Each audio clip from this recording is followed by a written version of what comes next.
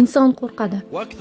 Insonlarni hayotlari davomida eng ko'p charchatadigan narsa bu yoki o'tmish haqidagi qayg'u va yoki kelajakdan xavotir qilishdir.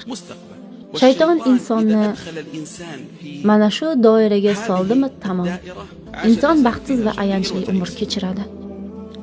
U yoki sizni o'tmish haqida o'ylantirib qo'yadi, mahzun qiladi yoki kelajak haqida xavotir qildirib qo'rquvga soladi.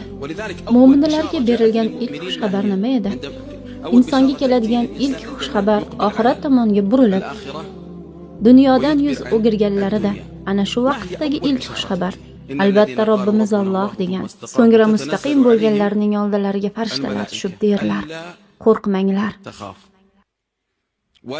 Mahzun ham bo'lmanglar. O'zingizga va'da qilingan jannat xushxabarini qabul qilinglar. O'tmish haqida g'am qilma, kelajakdan xavf qilma va jannat xushxabarini ol.